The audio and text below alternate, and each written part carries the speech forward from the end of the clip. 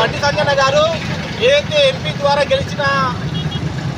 గెలిచిండో కేంద్ర ప్రభుత్వం ద్వారా ఎన్ని నిధులు వచ్చినాయి, నేనేం చేసినా అని ప్రజలకు తెలియపరచడానికి ప్రజాహిత యాత్ర పేరు మీద సంజయ్ అన్న గారు ప్రజలను కలుపుకుంటూ ఊరూరా తిరుగుతున్నాడు.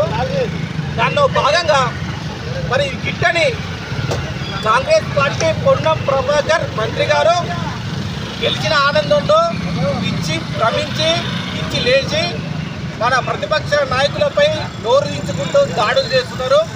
కాంగ్రెస్ ప్రభుత్వం యొక్క నీచ ప్రభుత్వం బయటపడుతున్నది. సంజయ్ గారు చాలా శాంతియుతంగా గ్రామాన చూస్తుంటే వీళ్ళకి కడుపు ఆక రేపు పొద్దున బండి సంజయ్ గారు మళ్ళీ తిరిగి అత్యధిక మెజార్టీతో గెలుతారని ఒక భయంతో సంజయ్ యాత్రపై రాళ్ల దాడి మరియు కార్యకర్తలపై దాడి, సంజయ్పై దాడి చేయడము ఇది ముమ్మాటికి ప్రజా వ్యతిరేక చర్య.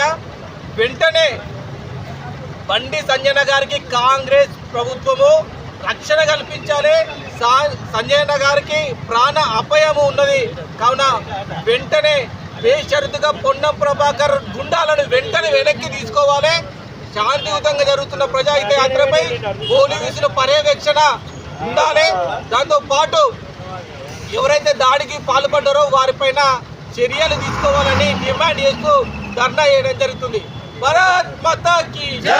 బండి సంజయ్ గారి నాయకత్వం, బండి సంజయ్ గారి నాయకత్వం.